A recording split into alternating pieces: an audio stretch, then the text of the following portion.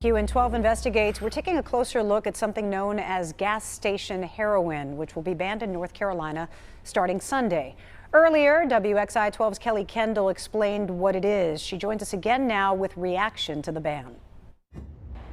For years, people have been able to pick up small bottles of tianeptine by simply walking into most convenience stores.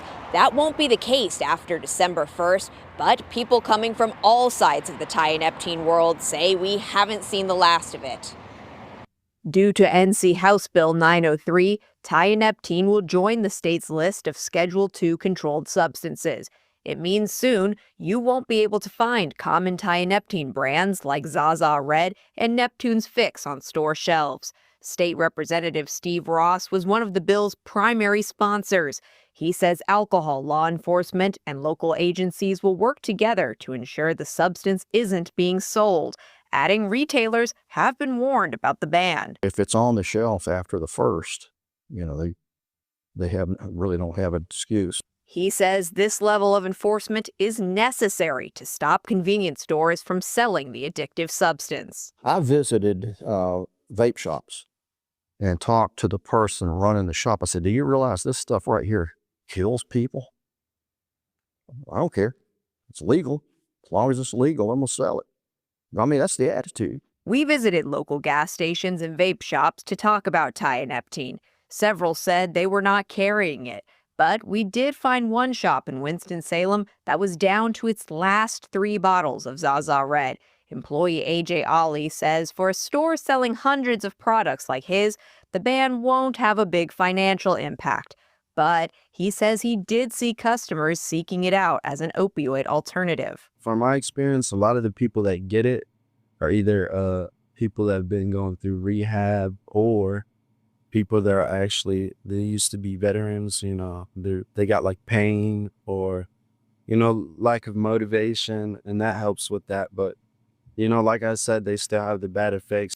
Ali says he was alarmed to learn of the health effects and is actually glad his store won't be selling it anymore. In our culture, anyways, it's really bad to even sell cigarettes, let alone something like opioids, And if it's something similar, even though it's helping people get off of it, it's still we're glad that's off our shelves. But the impact of tianeptine will be felt long after it's taken off shelves. Kannapolis nurse Sherry Bridges says her son was hooked on tianeptine for years.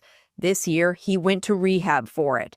She says just as gas station heroin was new to her, it was new to treatment providers as well. They were not as familiar with it either, but have had since he was there, have had other people come in with the same addiction to tianeptine. Whether it's in the emergency room, whether it's in a clinic setting, you name it, people are starting to see it. Now is the big push of getting the word out as a public health issue that this is going to have some long-lasting effects in a lot of people. We have come out the other side of this on a good note, and I'm so thankful for that, grateful for that.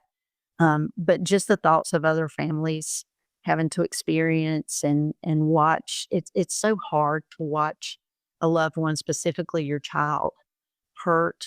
But as medical experts learn more about how to treat tianeptine addiction, other new drugs are being created. The market keeps up with it.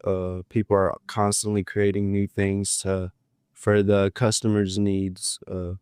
So people are they're going to substitute it with something else. Does it ever feel like you're playing whack-a-mole with some of these drugs as a legislator?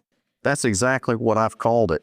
Just almost like the nation as a whole has given up on it, said, it's just everywhere. There's nothing you can do about it.